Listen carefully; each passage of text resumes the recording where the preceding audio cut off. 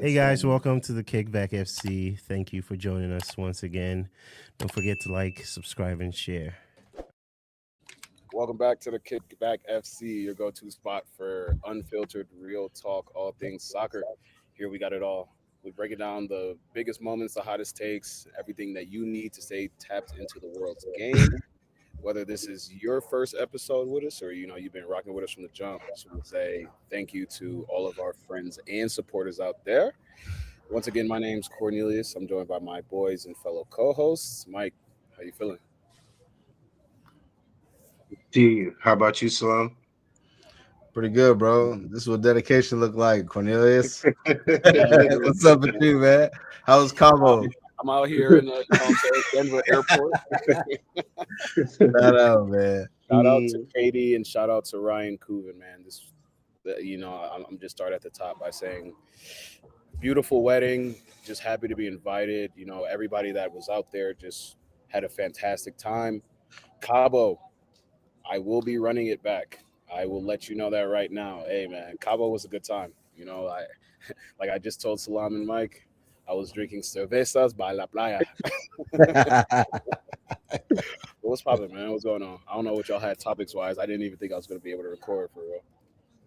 Yeah, man. We were just talking midweek. Obviously, it was a big week for a lot of teams in the top four. A lot of the title race. There was a lot of big results that happened midweek that could possibly change the trajectory of the course of some teams. But I'll start. Obviously, United lost to Newcastle midweek. As a United fan, I think one of the things I was looking at as a United fan was what's Carrick going to look like when we face adversity, and I think that you saw that midweek versus Newcastle away at St. James. It's always a tough environment to play in, and I mean they were on it even when they went down a man. I felt like in the second half they were still the better team. There were large parts of that second half where I felt like the moment was a little bit too big for Michael Carrick. I felt like we could have been a little bit more aggressive in terms of some of the substitutions that we made. We could have brought on Ahmad and Xerxes on a lot sooner. Xerxes is giving you good cameos every time that he's come on, and obviously chasing a goal. Like, I don't know why it takes that long to bring on Ahmad, but I mean, it was a big result, man. And I'm curious to see how he's able to bounce back from this. I would have liked for him to, like I said, be a little bit more aggressive from the jump, but Eddie Howe outscored him, and I think for us, you kind of have to see how we bounce back from this because Chelsea won, obviously. We lost, Villa lost. So, yeah, I mean, we're making this a little bit more difficult than it needs to be. But, I mean, I think that this was expected.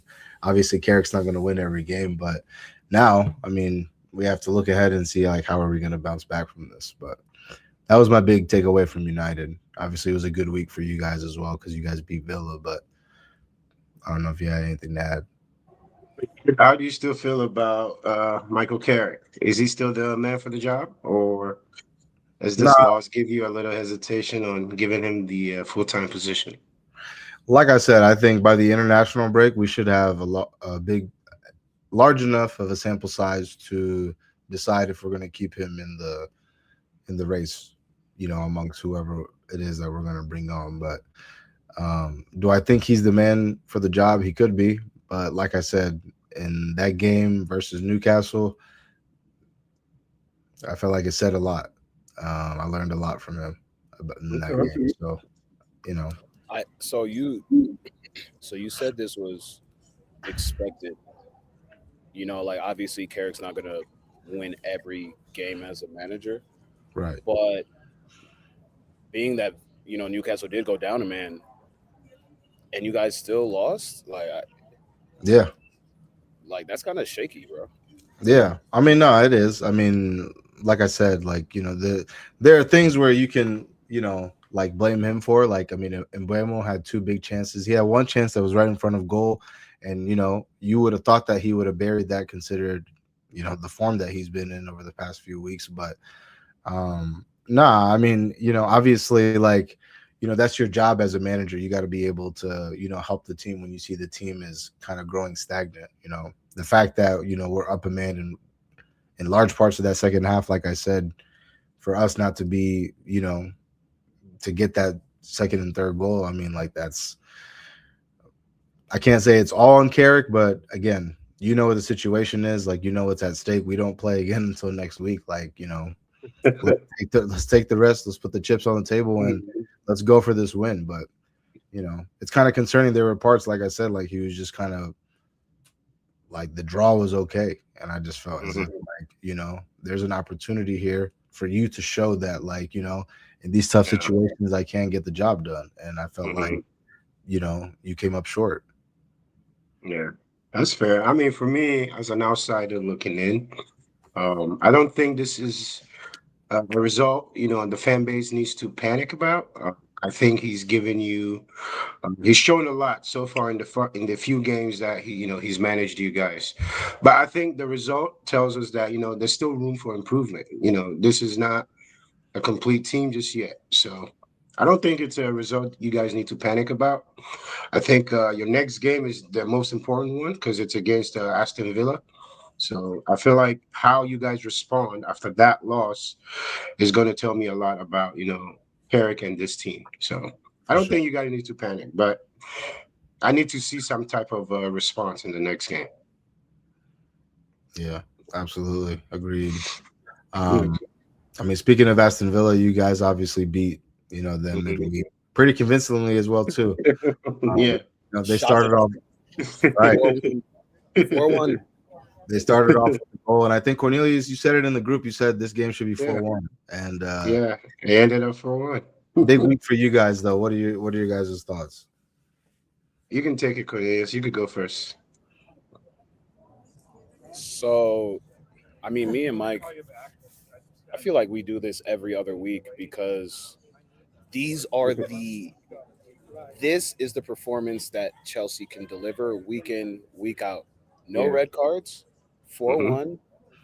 We went to hostile territory and we took care of business. Like that is what I expect every week. So when we see the little, even the 1-0 loss to Arsenal, I still look at that game like we should have taken something from there. Exactly. We had so many opportunities to go and take that game, at least leave the Emirates with a point. And so when you see João Pedro scoring, when you see Cole Palmer scoring, when you see the offense looking fluid and just bossing the game from start to finish. I mean, obviously there were a few offsides, a few goals got called back, but at the end of the day, Chelsea is a top 4 team in the Premier League, and again, we showed that last summer we could play with any of the teams in Europe. So for me, it's like, bro, let's continue to do this. We have 9 games left. This is this is what I expect to go see, and that's why when Rosenior, when Rosenior has a plan and he puts it into place, it works. But when we have red cards and that dismantles the whole, game plan, we're not going to go win all these games. But everybody's talking about Villa. Everybody was talking about Villa this year. I knew from the jump this team is not good. Like I said in the group chat, their defense was full of holes, bro. Swiss cheese. I'm looking at their back line like, how are we not scoring on this? I was actually frustrated. It was only 4. We should have scored 8. I'm serious. Like, it was Swiss cheese. But at the end of the day, bro, that I really don't have much to say about the individual performances because we played a very, just top to bottom, just great match. Again, Reece James is showing you why he is arguably the best right back in the league. When he's on the pitch, he can literally do everything that you need him to do as an outside back in the midfield, attacking, defending. So for me, it was just an overall great performance from the boys. And that's, again, what I expect to see for the next 9 weeks or however long the season is. Yeah, I mean, I agree with you. You made very valid points. When we keep a disciplined team, we all actually focus on not getting red cards.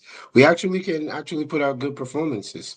But red cards derails the game plan, set at hand. So it was good to see, us actually have a complete performance. But I feel like you touched on everything when it comes to the midweek games. Moving on to the weekend, we had a very good performance, and then we go over to the weekend to Wrexham, and we just made it a difficult game for ourselves. And I get it, senior has to rotate. We have PSG coming up. I don't know how you feel about that, Cornelius, but he made 9 rotations, 9, changes in the lineup. 9 is a lot. I mean, I understand some of the guys that we saw in the we saw Tosin and Badiashile partnership. Yeah. Come on, man. I was right when I saw the lineup. I'm like, I know what kind of game this is gonna be. Yeah. I'm gonna have to be patient because I know this is gonna be a long game. And I wasn't wrong. Wrexham scored on us first with just a kick over the top. And so sometimes I don't even know. I don't know if I don't know. I guess you just gotta rotate, give everybody their opportunities. I understood, the game plan. I understood the lineup changes. But my goodness, I felt like we took a huge gamble with that. And I'm glad it paid off. But shout out to Wrexham. They played a great game. They gave us a good game. I'm sorry. If VAR wasn't available in this game, we probably wouldn't be going through to the next round. So, I mean, I'm glad VAR was available to take the third tying goal away from them. But we took care of business, 4-2, final score. Can't complain about that. We move on. But overall, wasn't an impressive performance. But I think we have the confidence from the Villa game going into PSG. So I'm not too Yeah, concerned, but I felt like we should have, taken care of business in regulation against Wrexham. yeah, I didn't. So unfortunately, I wasn't able to watch the match. But what I do want to ask you, because you talked about rotation and you talked about PSG, this is the last few months of the season, and for Yeah. me, obviously, you need to rotate players. You want to keep players' legs fresh. You want to keep players healthy. You know what I'm saying? But at the end of the day, this is a cup competition, and Yeah. I want to go win it. So for me, sure, I guess it's Wrexham. We can afford to not play, our starting 11, whatever that means. But I think Rossini is going to have to make those tough decisions as we get deeper into a lot of these competitions. Like you said, we play PSG. They want their lick back. So a lot of these games are going to matter. A lot of teams want to knock us off. And for you, what do you expect to see as we end out, like we close out the Premier League season? FA Cup, is getting deeper into the tournament. What are you expecting from Rossini in the way that he rotates players? Yeah, I mean, as of right now, we're still in 3 competitions, and what is more important? Getting top 4, possibly, going deep into Champions League, or securing a domestic trophy. This is why I said it was a gamble because FA Cup might be our only chance to really get a trophy if we're being realistic. Because if you look at the side of the Champions League that we're on, it's going to be tough, you know. And obviously, we're not going to win the Prem. Top 4 should be the aim, but I think we should just go for it.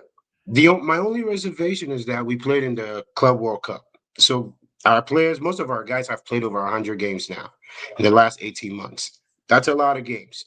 That's why I'm saying I understand the rotation, but as we get close, let's say we make it to the semis. I'm sorry, we're not doing no rotation, guys. We just got to power through this. We're gonna get to a point where rotation is not going to be a wise thing, right? You got to play your full strength. So I don't know. To me, I think it's going to depend on where we are in these competitions. So if we move to the semifinals in the FA Cup, I expect him to play our full and strong lineup. If we do the same with Champions League, go ahead and do that. And then when it comes to the league games, I feel like you should continue to play the guys you've been playing. But it's all going to come down to health. We've had a lot of guys come back. Isugo came back this weekend, had a great assist to Garnacho. What's his name? Lavia is back as well. Esteval should be back for Champions League, but I don't know if he's going to play him. So we're starting to have a full picture of a full lineup. So that's the most exciting part to me. We're going to have more options. and quality and options that we have. But I don't know. It's going to get tricky. So his decision making, we're going to have to count on him to make those tough decisions for us. Yeah. No, that's fair. So, like, obviously, in a perfect world, we Yeah. win Champions League and we win the FA Cup. But Yeah, if it had to right. come down to it, like where do you think we should put? What basket do you think we should put our eggs in right now? FA Cup and Premier League. Yeah. Fair. I'm not mad at it. I agree. Yeah. I'm not gonna lie. I agree. It would be nice to go deep in the Champions League, but if it had to come down to it, I would love to go the FA Cup because again, this team, the core of our team, they have 2 trophies together. For them to go get another trophy in a different competition shows that okay, sure, maybe we're not ready to compete for the league yet. We kind of already knew that, but if we're still getting stuff, that just builds confidence. It just builds on what we did last year. And fortunately, we don't have Maresca, but for Liam Rosenior to get a cup in his first 6 months as a manager in the Prem, yeah, it looks good on your resume. That's all I'll say. CV look fine. I think if your back line was a little bit better, I think you guys would have a legit shot at Champions League. But, over the course of 2 legs, especially against the team that you're playing and then just the other teams on that side of the bracket, I think is, kind of a tall task for you guys at the moment. But before we get to the teams at the top of the table, I did want to bring up Spurs real quick because, they lost again down to man to Crystal Palace. And, we spoke about it last week, and I think we may have even brought it up the week before, but I don't know, bro. It's looking like a real possibility that like Spurs could get relegated. And as crazy as that sounds, I mean, they're neck and neck with, some of the teams down there. So what are your guys' thoughts on Spurs? Is this like a legit, could they get relegated? It's a real possibility. Remember, was it 2 weeks ago? I was saying I can't really pick the game where I see them, winning, and not because I don't think they can win a game. It's just that they've lost to every type of team you can think of. They've lost every game you can possibly think, oh, they should win this game. I mean, Crystal Palace. This is a team that, to be honest, I don't even know how they're still doing it. Their rug has been pulled from under them at the beginning of the season, in the middle of the season, and they still keep going. So for me, with Crystal Palace coming in, I'm like, Crystal Palace is a little weak right now. Maybe this is the team you can, get right with. And I was wrong. I mean, Crystal Palace made them look like second-class citizens. I'm sorry. Van de Ven, red card. I mean, what are you thinking? I don't know. Is it lack of leadership? Who is their lead? Who are the leaders on this team? Like, who are you guys even gonna say? Okay, let's look to this guy. Who do they even have that? And Mike, I said this. Romero is their captain. He's what, 2 red cards this year? Like, who are the leaders? Kudus hasn't played the whole second half of the season. He's been hurt. James Madison, whenever he's on the pitch, he's a leader, but he hasn't been on the pitch all year. So for me, Gabriel even said this last week. He was like, I don't see Spurs winning a game the rest of the season. And now that that actually might come true. Yeah, I just think it's crazy, man. This is one of the teams that has, one of the most like they've invested in this team a lot. So I mean, obviously, like you can't predict injuries, but and to be fair, like this isn't the only year that they've had injury like issues. I think that this is a much bigger problem, but for the sake of this year, I mean, this could get you relegated, and there's also a lot of guys that I just don't think that would stick around, if I'm being quite honest. But you're right, Mike. There doesn't seem to be a clear leader on this team. To be very honest with you, like I don't know, that game, it was a very poor game for Van de Ven, but I don't know. I just felt like it was an opportunity for you to, really show that, like, I'm one of the best center backs in the league. And I imagine he's going to go to the World Cup and have a good summer, but I don't know. I just didn't think it was a good look for him, especially when you're looking at you're looking around and you're looking for a leader. You're wearing the armband. I mean, I don't know, man. I feel for the coach as well too. I mean, that's we'll see how we'll see what happens, but um from the teams that are down there though, right? Because I usually don't follow the relegation race by any means, but uh I just think that it's interesting because when you look at the bottom teams, Nottingham Forest, Tottenham, I mean Leeds and West Ham, some notable players on West Ham, Tottenham, and Nottingham Forest. So it'd be crazy to see and I think one of those teams are going to get relegated. But it'd be crazy to see you know the amount of talent that I would see on the move this summer. If imagine Nottingham Forest going down, Gibbs White going for the low, Murillo going for the low, Elliot Anderson for the low, Ole Ana, he's gone. Bro, same thing for West Ham though. Jared Bowen, the Senegalese outside back, I think that he's been balling all season. I mean, I don't know, man. Somerville, Yeah, Presencia. I like Somerville. Yeah, Somerville. Mm-hmm. Yeah, Mm-hmm. I think he'll be on that Netherlands squad, and then Yeah. Tottenham obviously. Leeds not so much, but I don't know, man.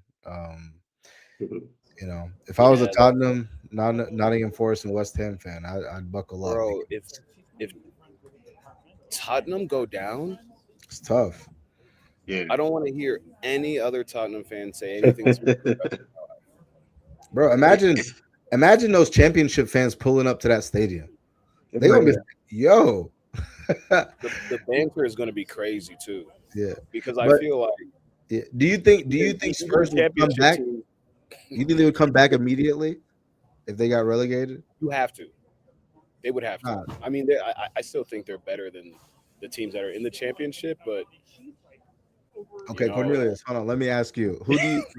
Cornelius, who do you think would stay on who do you think would stay on Tottenham? Let me ask you real quick. Wow. I don't know, bro. That's a Do you think that's a you very think good question. okay, so if Spurs get relegated, do you think Vicario stays? Yes, I think Probably. he's there. Yeah. Mm-hmm. Okay. Do you think Pedro Porro stays? Yeah, He, Probably. Yeah. he's out of here. Vender Ven, you think Vender Ven stays? He doesn't. he'll go somewhere. Somebody in the Prem will pick him up. Well, yeah. Okay. Papi Sarr, he's Yeah. out. Yeah. He's He'll out of there. probably stay. Okay. I think Moani's on loan, so I think he's gonna go back. Yeah. Solanke, I can see Solanke staying. Hey, Mhm. not for nothing. Not for nothing. Colomboani hasn't shown me anything this year. I mean, Really, They for picked him sure. up, and I was just like, you Yeah. haven't shown me anything this year. Really, I So agree. I had high hopes for I them think that too. I mean one of the most underwhelming signings in the Prem this year for sure has been Colomboani, because I really did expect him to go there and actually be like a bright spot for Spurs, but Yeah. haven't seen it. Haven't seen it. okay. Solanke, do you think Solanke would stay?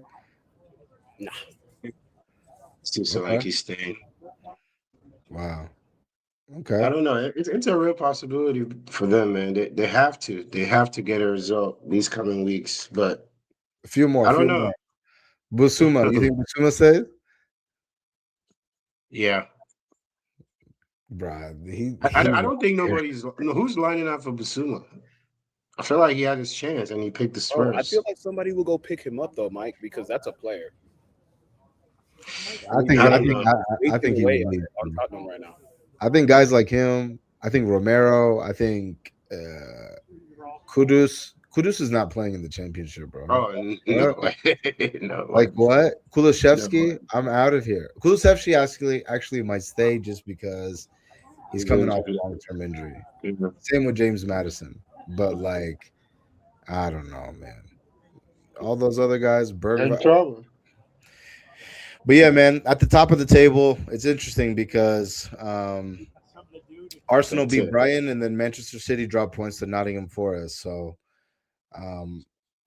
obviously, it's week to week with this title race, right? But Yeah.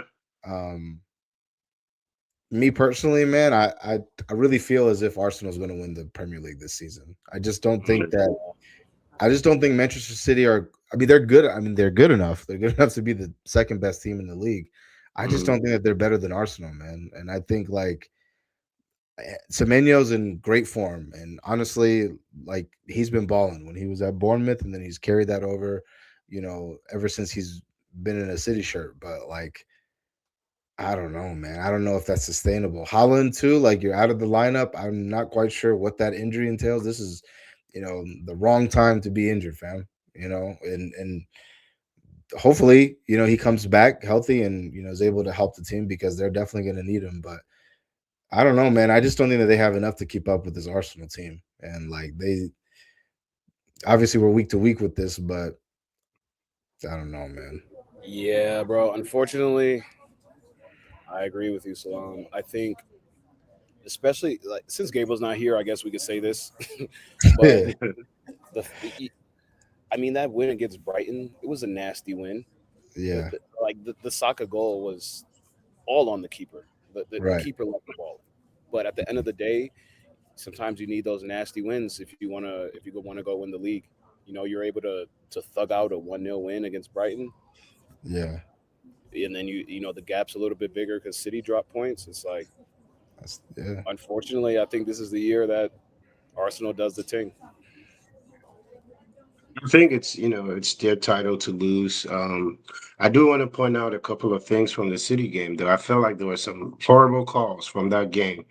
Um, you don't want to take anything away from London Forest. They took care of business, man. They were down 2-0, came back and tied the game 2-2. City could have gotten a PK against. I believe one was against Haaland, one was against Rodri. But refs didn't think there was enough contact or whatever there to give the PKs. But I feel like the last couple of weeks we've seen some very bad calls in some big games. Title deciding games. Um, but I agree with you guys. I think this is Arsenal's to lose. If City want to give Arsenal any type of pressure, they just can't lose any game. They have to win every game. And do I see this City team the next 9 games winning every game? I Yeah. just don't see it. I just don't see it. Yeah, man. Yeah, we'll say it here because Gabriel's not here. But I mean, I've been saying it all year. I really think that, like I said, that they could. I don't think it's out of the realm of possibility that Arsenal win 3 trophies this year. I mean, when you look at where they are in every competition that they're sitting in a good spot. Domestically in the Premier League, they're the best team in the league. They're sitting in first place. Champions League in the group stage, they were the best team, like by far. Like statistically, I think they conceded less than 3 goals, and they scored over 15 goals. I mean, and we know where they are in FA Cup Mhm, and Carabao Cup. We know where they are there too. So I don't think mhm. it's out of the realm of possibility that they win three. They got the defense to do so. If we know one thing, right? We know they're going to defend. Yeah. They are going to defend. But um moving on, man, I did wanted to bring this up. I don't know if you guys saw this or not, but Andres Iniesta is linked to being Morocco's technical director. That's a big move for Morocco. I mean, they just moved on from their manager, the manager that has, I would say, brought them a lot of success, a lot of stability. Great run last World Cup. I think it's Mhm. very interesting to let him go this close to the start of the World Cup. I mean, yeah, we're a few months away, but I don't know, man. This was a team that had really good World Cup. Like I said, last go, they had a good AFCON tournament. Obviously, came up short in the final. Um, and then months before the World Cup for you to move on from your manager, I think it's tough. But uh, just quickly, what do you guys think about Iniesta possibly coming in and you know keep helping this Morocco team? I didn't know that, but I think anytime a footballing mind like that wants to go into, like coaching, managerial, anything like executive wise, I think it's just great for the game. Obviously, we saw what Iniesta was able to do with Spain, World Cup winner, Barcelona, Champions League. So if he's able to go to Morocco, who already has a great foundation, this team was in the semifinals of the last World Cup. So it's like great, bro. I think it's amazing, and obviously he's Spanish, so he probably has aspirations to eventually work for Spain. But I think Morocco I think it's a great big up for them as a country, especially leading into this World Cup. Like you said, they're going to need. They clearly want to go win these big tournaments. You know what I mean? They have the capacity to go do so. So for me, I think it's a great move for Morocco. I mean, anytime you have an opportunity to add great minds to your team, I feel like don't hesitate, just bring them on. But if it's the right fit for Morocco, I think they should definitely go ahead and do it. But if this is just World Cup hype, just to bring some type of hype around the team as they go to the World Cup, then it might be the wrong idea. But if this is truly like a strategic move for them, not just for this coming summer and for a long term, this is a long term plan. Yeah, sure, bring him on. Because as we all know, Iniesta was a great player. He's a great footballing mind. So this team has already done a lot. Like you said, they've built a good foundation. So if you add this onto it, I think he can possibly pour more wisdom into some of these guys. So I don't mind it. I would love to see it. Top players actually taking jobs on African teams. That's pretty cool. Yeah, I would love to see it. Yeah, I agree to your last point. I think for him to see the opportunity and the potential, in this Mhm. Morocco team, I think is huge. But shout out to him. Hopefully he takes it. I mean, they're in talks, nothing's confirmed, but we'll see, man. Um, moving back over here to the States, man. It was not the best week for us in Ohio, man. Let's start in Columbus. You guys drew Chicago Fire 0-0. Mike, what were your thoughts on the game? I mean, we were talking about it before we started recording. Um, as fans of the crew, guys who have been following this team for a while. I don't know.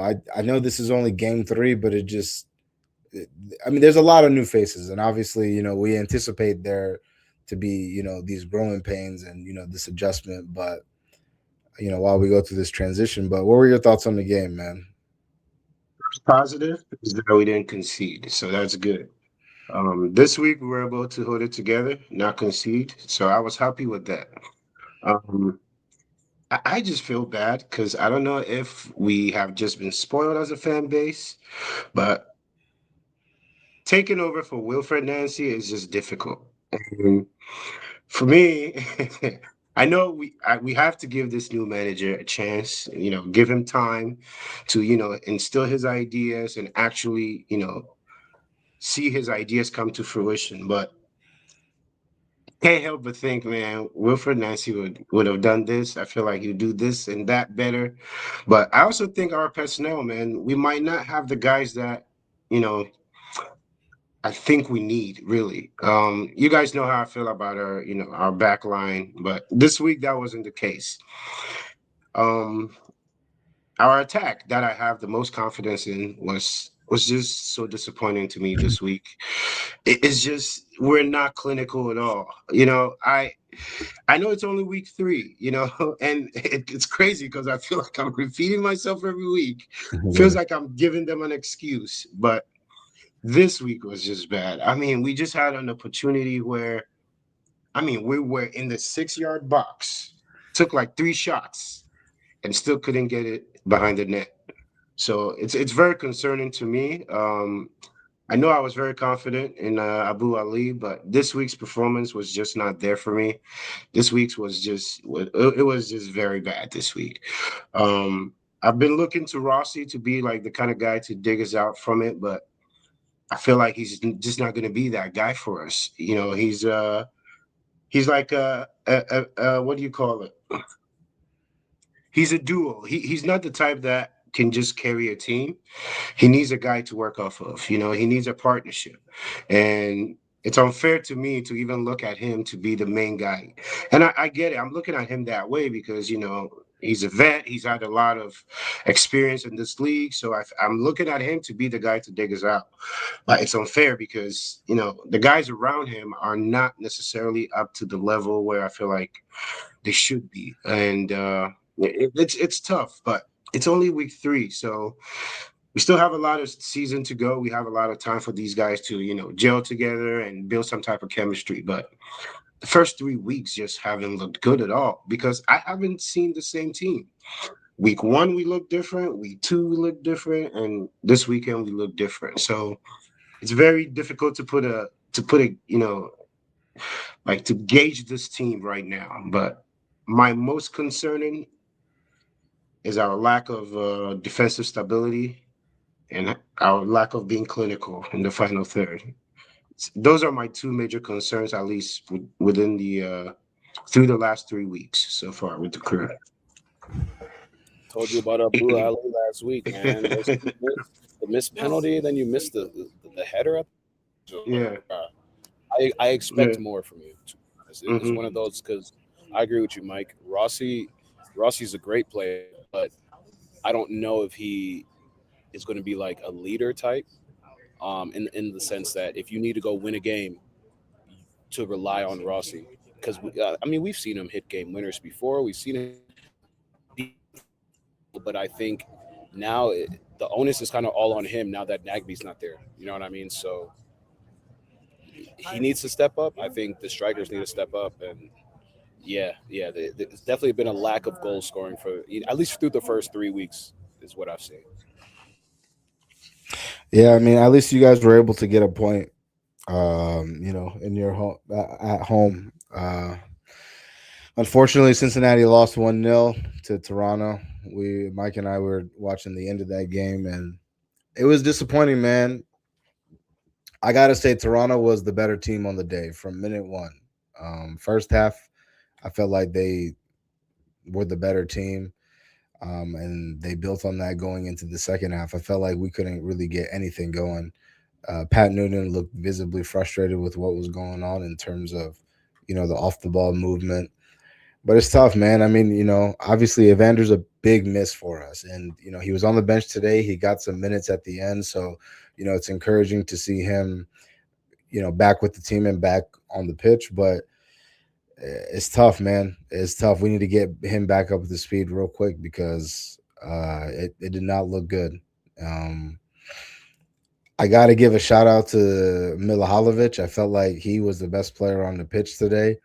Completely, he balled out. I mean, he was just toying with us all game. And then, just even when you look at the goal, man, and shout out to Richie Larea getting the ball to Daniel Shallowy, but I don't know, bro. We just kind of let him we let Rich Larea just dribble and we didn't step to the ball. He plays a pass in behind that splits our whole defense, and then Shallowy puts it away, and it's just kind of wow, it's tough, man. You got to give credit to Celentano, man. He kept us in the game, but unfortunately, we take the loss at home, but. Shout out to Toronto, man. Their next 9 home games, their next 9 games are at home now. So, in I guess in an Eastern Conference that's completely wide open because it's anybody's game.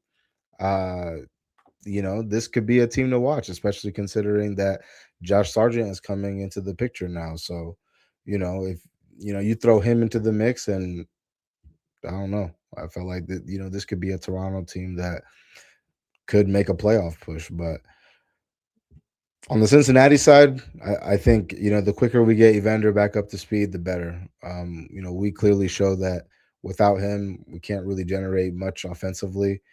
And I do want to recognize Celentano, man. I felt like in these 3 weeks to start the MLS season, he's been huge for us. So, yeah.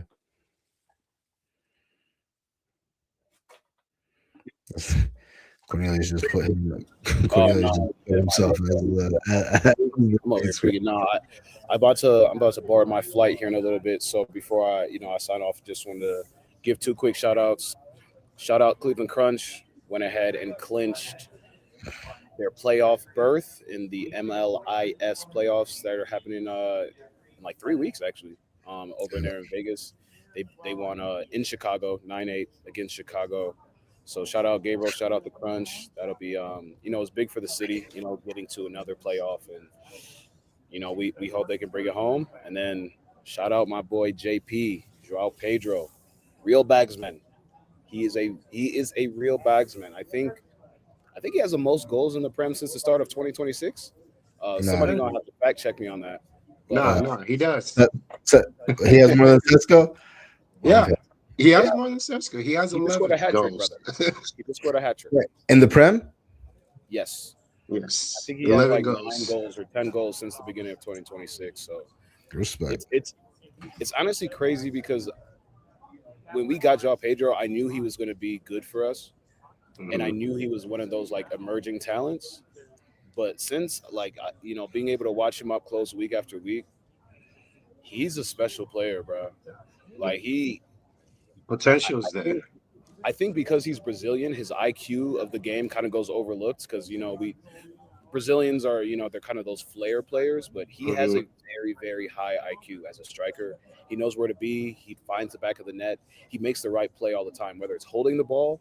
I mean, think about what we've seen from him this year. He's able to he's drawing penalties. It's every facet of the game. I think that his IQ is up there with some of the best players in the league, to be honest. And I think it gets overlooked because he is Brazilian, but I just wanted to shout him out because it's been a real refresher to have him on our team. I'm not gonna lie. No, I agree. But yeah, Shit, man. bro. Safe Have a When I'm safe travels, man. back, flight. when I'm back in Ohio, and Thank signing you for off. joining us. Yeah. Absolutely. All right, my boys. Peace. All right, Hmm. bro. It's a great shout, though. I mean, Yeah. I think that his skill set really, translates well to the Mhm. to the Premier League. And like Cornelius Yeah. said, I think he affects the game not just offensively, like defensively off the ball. He's great. He has a lot of energy. But I wanted to put a pin on João Pedro because I wanted to ask you a question here in a little bit. Um, Two more things here in the MLS. Um, the first one being New York Red Bulls losing to Montreal. Obviously, the first 2 weeks have been really good for the Red Bulls Mhm. and Michael Bradley. But this we were talking about this before we started recording. I kind of wasn't surprised. I knew like a result like this was going to happen to the Red Yeah. Bulls. I mean, this is a really young team. Mhm. Um, Shout out to Montreal. That good on them for getting a result like this, especially you look at the way that they started off the season. Uh, Mhm. First game losing 5-0, and then the second game losing 3-0. This was a Mhm. huge bounce back, but this is going to be Yeah. expected with this young New York Red Bulls team. So um, they were one of my shouts to make the playoffs. Mhm. But again, I think Chupe Moteng is not even really playing as well too. So Mhm. I'm curious to see you know what Michael Bradley plans to do there because that was calling for a game where you needed experience and um, for whatever Yeah, reason. I think, Red Bull fans, no need to panic right now. Like you said, this should be expected. This is a very young squad. You're going to have an up and down season, especially when majority of, your top players are young. And I don't think they should panic at all. This is part of, the growing up process. And for Michael Bradley, hey, this is your third game. You won the first two. Another opportunity for you to sit back to relook at everything you're doing and how you can adjust and bounce back. So Yeah, I don't think they should panic at all.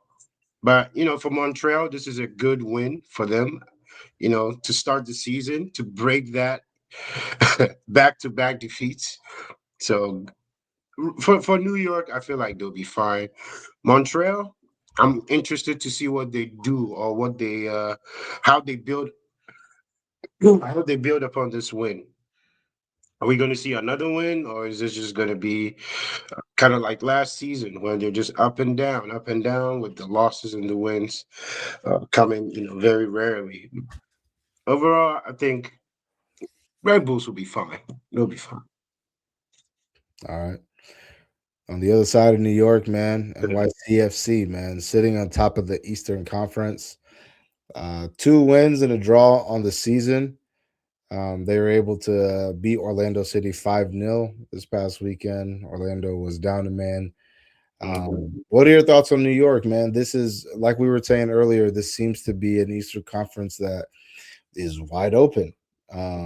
Obviously, them and Nashville are tied on points. Nashville obviously has 2 wins and a draw as well, too. But what do you think of NYCFC? You think that, they can sustain this? I think this is a team that wasn't really on my radar, but every time I feel like I look around, they're getting the job done. Um, Top of the table right now, are they going to stay there the whole season? Are they going to stay close to it? It's tough for me to say yes because you have teams like Inter Miami. I still think Cincy has a great shot, but Nashville is also up there. So I don't know if I fully trust them yet. I feel like I want to see more because this was against Orlando. Orlando is also one of the weakest teams in the league, so I'm not quite sure, but I think NYCFC will be a team I want to keep my eye on because I feel like I haven't paid attention to them, but every time I look, they're getting the job done. So I think this is a team that could surprise everyone. They might be one of the best teams in the East this season. So this is a team I would love to keep my eye on. Yeah, no, that's a good point. And I mean, Nashville's up there as well too, man. This is a team. I actually think Nashville could be a little bit better than NYC. I just think Nashville, they can score more goals, I believe, with the players that they got. I think Surge is probably, you could say, top 3 striker in the league. I think. I mean, based I agree. that's how he started the season this year and how last season went. But Yeah. it should be interesting, man. Like I said, the Eastern Conference is kind of wide open. I mean, we expect Inter Miami to be in the mix. Hopefully, Cincinnati will be in the mix. But then, you look around, Nashville, are making a case for themselves. Both the New York teams. I mean, Orlando had a great first half against Inter Miami and then kind of, blew that last week. But who knows? And then, we were talking about the Crew earlier. Who knows what they're going to look like, over the course of the season as well, too. So should be interesting, bro. Yeah. But speaking of Columbus, man, potential NWSL team in Columbus. Obviously, we have a big, what is it? Ohio pipeline of soccer players, coming out of Ohio. This would be great. Obviously, Rose Lavelle from Ohio, Emma Sears from Ohio. They were just in Columbus for the She Believes tournament, and it was a great turnout as well, too. So, a great opportunity to show that Columbus does have, a market for women's soccer. And, yeah, I mean, I think that this would be a great opportunity. Obviously, I'm biased being an Ohioan, but what do you think this could bring to the state of Ohio? no, I think this is great because I know Cleveland was trying to bring a team, but they didn't win the bid. So it would be nice to at least have it here in Columbus if we're able to if this actually goes through. They're saying that it should. The team will be what 2028. They'll start playing in 2028. So what? Yeah. In the next 2 years, it Yeah. could be happening. And no, this will add to what has already been a great city for soccer fans. We're already MLS champions. This will add more to it. I believe they will be playing at the Crew Stadium if this was to go through. This will also be, I believe, the Haslams, the owners of the Crew, that are pushing this through if it was to happen. Um, Bro, Columbus is going to be one of the great cities in the Midwest soon. So I think this gives it, even though since we don't have a lot of how would I say, NBA or NFL professional teams, adding another one to this would be great. Adding another professional soccer team would be great. It'll give another option for families to spend time, on the weekends, go out and support. If the Crew are not playing, you could go watch an NWSL game. And this also promotes the women's game, Yeah. moves the women's game ahead in this country. And bro, I hope this happens, man. This Yeah. would be great for us. Yeah. And like you said, man, Columbus has shown that there's a big soccer market there. Yeah. Obviously, Emma Sears Roosevelt coming back for the She Believes tournament, I think was great, man. And we have a pipeline of soccer players that have came out of Ohio. So yeah, bro, it'd be a good move. I'm for it, and hopefully, we can Yeah. get this team in Columbus. I'm glad you talk about the She Believes a little bit. I just felt like they didn't do a very good job of promoting it in the city. Yeah, I only knew it was happening because I followed the crew page and they posted something about it on there. yeah, But I didn't really hear about it in the city. And I was very disappointed. I was like, wow, something like this was in Columbus and I didn't hear about it. yeah. Yeah, that was a little disappointing. But in the future, I would hope they would, advertise that a little better. I heard you. I heard you. Yeah. Before we get into Champions League, I wanted to bring up a conversation we were talking about. Earlier we were talking about João Pedro, and the season that he's been having, and the impact that he's had on Chelsea since you guys signed him in the summer, starting at the Club World Cup. With Rodrigo being hurt for Brazil now, when you look ahead at the summer for the World Cup, do you bring in Neymar? Do you think Rodrigo being hurt opens the door for Neymar? And if it does, what role do you think he takes going into this summer? Like is he going to be just picks up where he left off, number 10, I'm the captain, I start, I play, or do you think he's best served coming off the bench with the players that Brazil currently have? It's available in the summer. I think, in my biased opinion, I think Ancelotti should take him to the World Cup Mm, for his leadership, for leadership reasons. I don't know if he's still at the level where I would be starting. That's mm, my only thing. I think in the past few months, in the past few years, Brazil has had some resurgence of some really young, good talent out there. I mean, as of right now, like you said, João Pedro is killing it. Cunha is killing it. Igor Thiago is even going to get a shot to go. mm. Um, you have kids like Esteval, Endrick. So it's going to be interesting to see who you will leave behind if you were to bring on Neymar.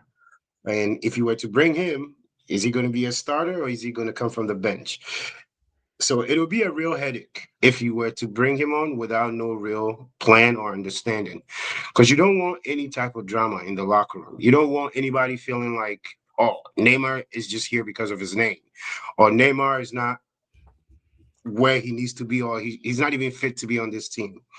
So I think it's a very interesting decision that Ancelotti has on his hands. I mean, he said he already has his 18. Yeah. So it's interesting to see if Neymar are one of the possibilities to complete his 26-man squad. But if Neymar is available, I'm taking him. And then we will decide what we do when we get there. Yeah. No, Yeah. I agree. I think to your point, I think he has to be on that plane for the World Yeah. Cup. I think if anything, bring him for his experience. Yeah. He's played in multiple World Cups, and I don't know. It's just tough though, bro, because when I look at the team, like I don't think he starts though. And to be very Yeah. honest with you, like I mean, it depends on the situation, but you have guys like João Pedro. He has to play, in my opinion. Rafinha has to play. Vinicius has to play. Those are Vinicius and Rafinha are two spots where they're in the lineup regardless. And then Security. you could argue João Pedro or Igor Thiago. I mean, Igor Thiago, what, 17 goals in the Premier League? He has to be on that, on the team as well too. So it's interesting, man. Brazil always has an abundance of attackers, but it's interesting when you look at Neymar and where he is in his career, and he's coming off of an injury as well too. So who knows what he's gonna look like come the summer? But he's back and he's playing, bro, and I think he's already contributing offensively as well too. So it'll be interesting, bro. And I mean we've seen this time and time again, man. Sometimes, um, these players when they play for their countries, they're like it's just they get these Different. powers. Yeah. Yeah, bro, it's Yeah. different. They get these powers and like Yeah. all of a sudden, it's like you know what I'm saying? They're back to normal. Yeah. Yeah. It's it could be his last one too. So For sure. yeah, I mean, yeah, you might want to, you know, because he's 33, so like, yeah, 30. yeah, He's not could be his last one. Yeah, yeah, this is definitely wow, bro. That's crazy. I know. I know. This is We gonna be, watched this guy when he was 17. It's bro. crazy. Ain't this crazy? This is gonna be Messi, Ronaldo, and Neymar's last World Cup. That's That's crazy. crazy.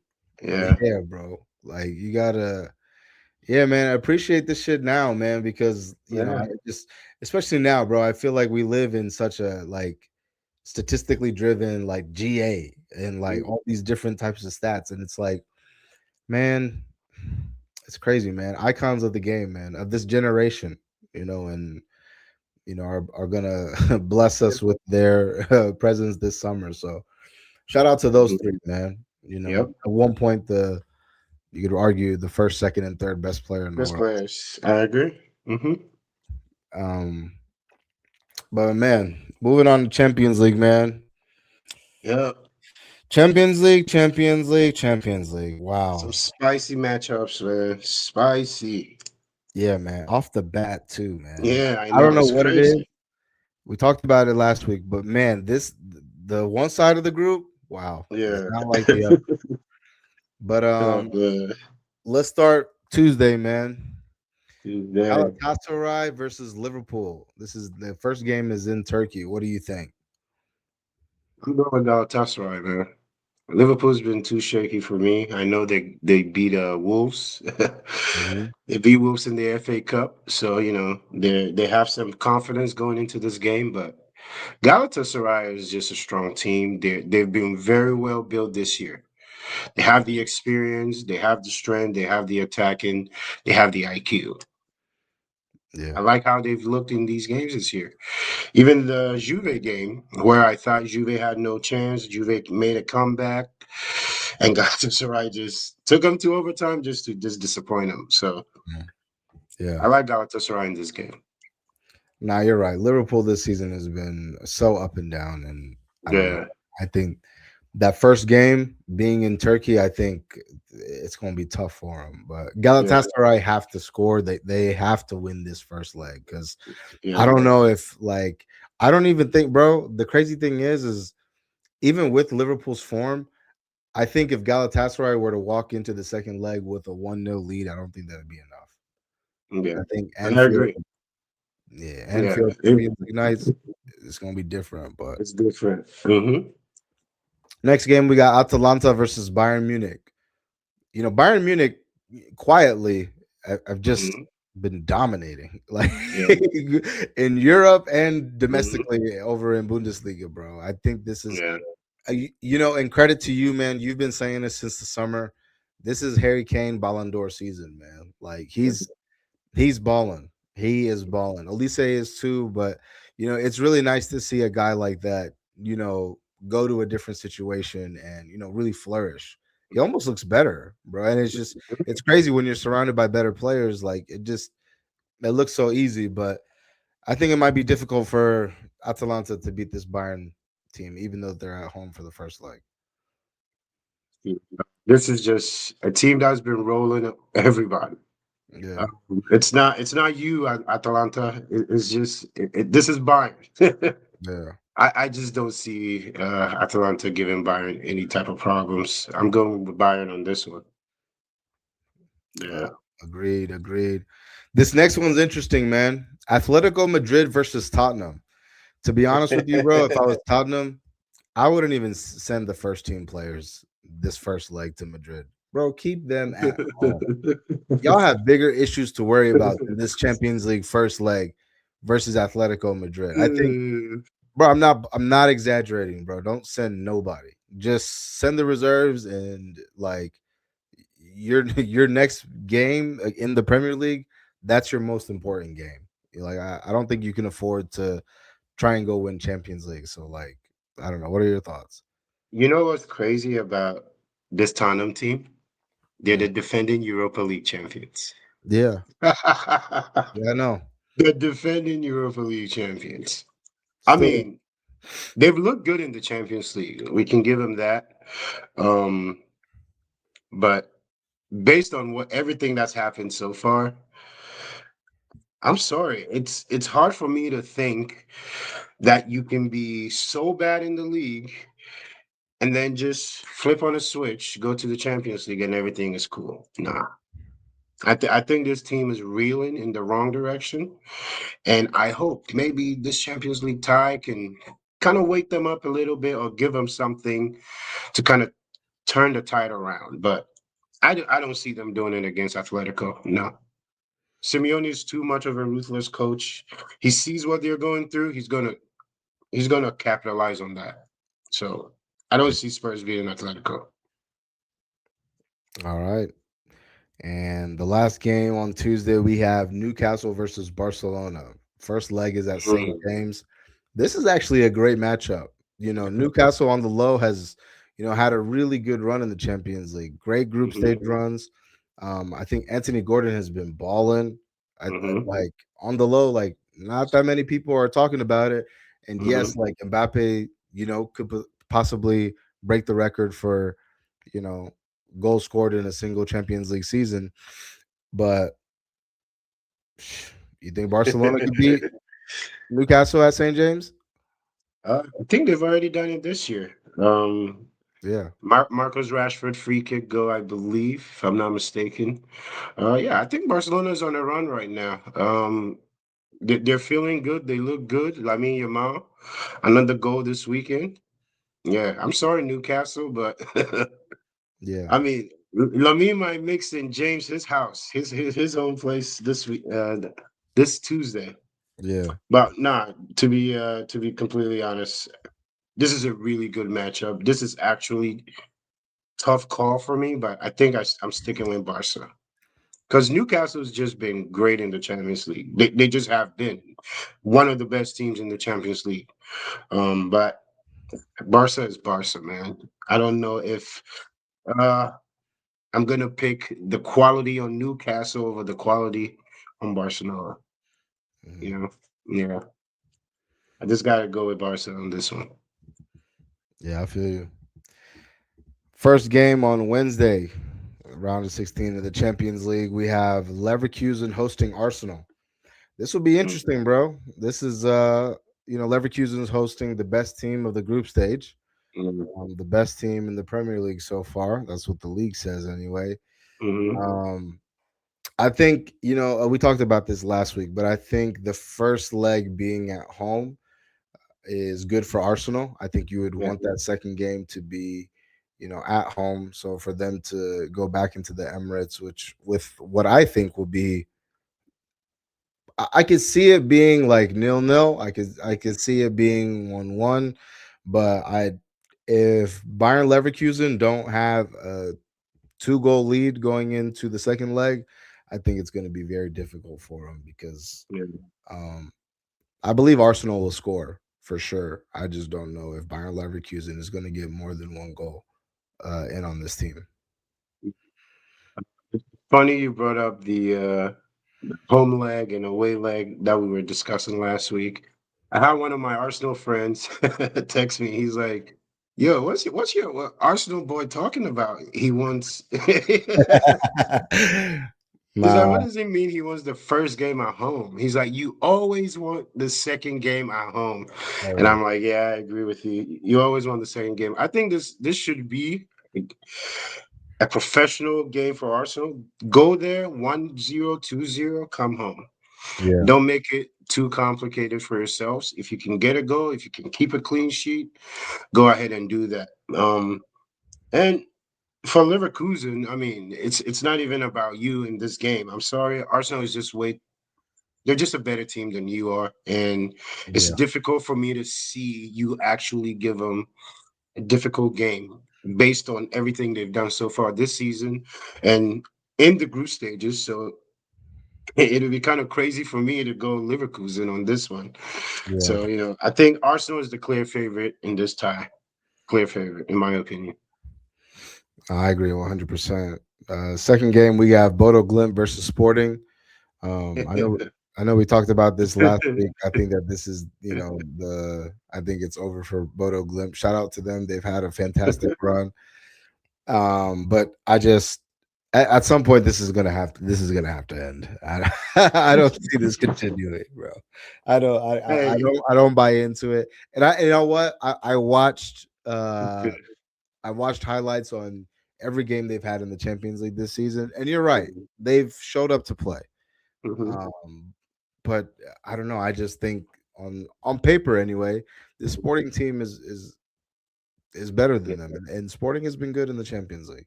Yeah. No, I agree with you. I'm just biased right now. I like the story of Bodo Glimt, and I would love to see them go as far as they can.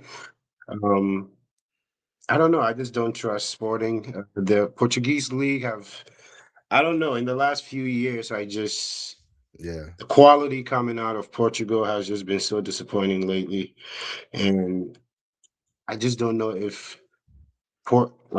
Sporting has enough to even give them that many problems. I know Quenda, the Chelsea boys there. He's been having a great campaign, but I like this Buddha Gleam story, man. And this is purely off of just the story. I love what they've done. I love how they've played, and I would love to see them keep going. So I'm gonna go Buddha Gleam. no, you're right. And to your point about like what we've been seeing coming out of Portugal, I mean, Portugal has Yeah. sold us on a lot of dreams. You know what I'm false, saying? Like, false dreams, bro, bro. like Players and even teams. Yeah, think about like Ruben Amorim, right? Let's start there. yeah. You know, Mm-hmm. you know, Ugarte, Darwin Nunez, um, João Felix. Jokeres. Yeah. Oh my God, Gyökeres, and like, Joao Felix. I'll put him up there. Yeah. yeah. What about even the striker for PSG, Ramos? Like, Oh remember, yeah. like Came out of nowhere, just bangers, and then completely went quiet. he was the Portuguese Gyökeres. Yeah, like he was like this Yeah, bagsman, and then all of a yeah, sudden, like just you disappeared. didn't hear from him. But like Yeah, I don't know. The last person that I think to come out of Portugal that I was like, wow, like you've really kind of shown something, I guess, was João Neves. But even him, like when his in his first mhm, season, it was yeah. like It took some time. Yeah, it took some time, and they won the Champions League, and obviously he showed his class. But yeah, bro, Portugal, sure. man, like shout out to my Portuguese people, but oof, Yeah, man. you guys have sold us some false dreams, man. Yeah, man. The last two are big ones, man. Let's Right. start here in Paris, man. PSG versus Chelsea. I think Oh it's man. I think we were talking about this when we first started. As crazy as it may sound, this is a good time for Chelsea to be seeing this PSG team. They just lost to Monaco. Um, I mean, obviously they're in first place in Liga right now. We expect them to win Liga again. But what do you think, man? This is your squad going up against the reigning Champions League holders, and this is a revenge, right, from the Club World Cup. Yeah, yeah. I mean, I know they won their leg back, but like you said, this is the perfect time for us to play them because they're a little shaky right now, coming off a loss against Monaco. I think we're going into this game very confident because of what happened in the summer, and I do believe we are going to go there and get a result. I truly believe that. PSG have not been very good to me, in my opinion, very good like they should be this season. I know they've had a lot of injuries, they've had some key guys out, but overall they just haven't looked impressive. And this is our opportunity as Chelsea to show that what happened in the summer wasn't a fluke. So I fully expect us to go to Paris and get a result. So I'm going with the boys in blues, man. I'm not scared at all of this PSG team, and I don't know if I should be a little worried that I'm not scared at all, but I'm very confident. This is one game that I'm very confident about. This matchup, at least in the Champions League, because of the side of the bracket we're on. This game I'm so confident in, but every other game after that, Yeah. I'm not sure. It's TBD to be decided. But this matchup, I'm definitely confident. I'm going with Chelsea. All right, man. And then the next one, man, we got you know the annual Real Madrid versus Manchester City tie, right? Like I feel like we always see Mhm. this matchup, but it's interesting, man. When you look at these two teams, they're approaching. We're at a point in the season with both of these teams where they're on two different paths, right? Both Mhm. in second place in their respective leagues. Both chasing the first team, the team that is in first place. But I don't know, man. I have a weird feeling that Real Madrid is gonna advance from this knockout round. I don't know what it is, man. Like Real Madrid got some guys back. Well, it's gonna be difficult because now Mbappe is out for a while. So um I don't know, man. I think when you have I'm two, go ahead. finish what you were gonna say. I mean, I was just gonna say like Holland and Mbappe are the best two, Mhm. strikers in the world right now, and Mbappe not being with Real Madrid, I think you have to favor City going into this tie. I mean, I know they have Vinicius. I know obviously they have the other world class players that they have, but I think it's going to be very difficult for them to beat Manchester City without Mbappe. But what do you think? Got a defense on this one. I actually think City beat Real Madrid. I just this team, especially after the Getafe loss, I'm just like I just don't. This is not the same Real Madrid. The fight is just not there. I just feel like the mentality that I'm used to when I'm watching Real Madrid is just not the same mentality these group of players have, and I just don't see them beating City. I just don't. I really don't because the last 3 4 games, they've made it so difficult. It's so frustrating to watch. That Getafe game was just so disappointing to watch. It's just like it's almost like they don't believe in themselves. Like it's almost like they don't know what they're doing. But I don't know. I just don't believe in this Real Madrid team, at least this season. I'm going with City on this one. Hmm. All right, good episode. Let's get into shout outs. Let's do predictions first, man. Who do y'all obviously you guys see PSG PSG. every week, but who do you guys see on the weekend? Uh, who do we? I think we see. Is it Newcastle? Let me see. Let me make sure. Okay, yeah, I'll go Yes, first. I do. I do believe we see Newcastle. Yeah. Okay. Yeah, we have United play Aston Villa on the weekend. I mean, this is a big game for both teams, honestly. When you're looking at the race for the top four. I mean, we're sitting in third place. I mean, obviously Aston Villa is right behind us. Last week was unfortunate, man, because it was good for you guys, for Chelsea fans, because I mean we lost, Villa lost, but um, I think that this could be a big game for Michael Carrick. I think this is another opportunity to show, why United should stick with you. We play Aston Villa and we play Chelsea, two direct rivals in this top four race, and I think that this is going to be a big step for him. And like I said the game last week versus Newcastle, large parts of that game at St. James, I was looking at Carrick like, hey man, I need you to get it together, bro. I need you to bring on these guys, man. Like, let's see if we can affect the game. And, you know, I don't think Unai Emery is going to roll over for us. I think that he's going to be up for this game. And Villa need to win, man. They need to salvage this season. I'm saying, yeah. No, we see PSG. Obviously, I expect us to beat PSG. This weekend, Newcastle comes to Stamford Bridge on Saturday. I think this is a huge game for us as well for the top four race. We need 3 points. That's the only acceptable result especially at home after dropping 2 winnable games against Leeds and Burnley. I think this weekend, Newcastle, 3 points is the only acceptable result. And I fully expect us to get the job done. Um, so yeah, see 2 wins this week, just like this past week. Yeah. All right. No, absolutely, man. Shout outs, man. Who you got shout outs wise? Oh my goodness! Shout outs, man. Joshua Champo, man. Joshua Champo saved our season against Wrexham. Yeah. It's crazy for me to say that. Against Wrexham in the 80th minute, well, I think it was like 83rd minute, Joshua Chamberlain rescued our season with a banger of a goal to tie the game 2-2 against Wrexham.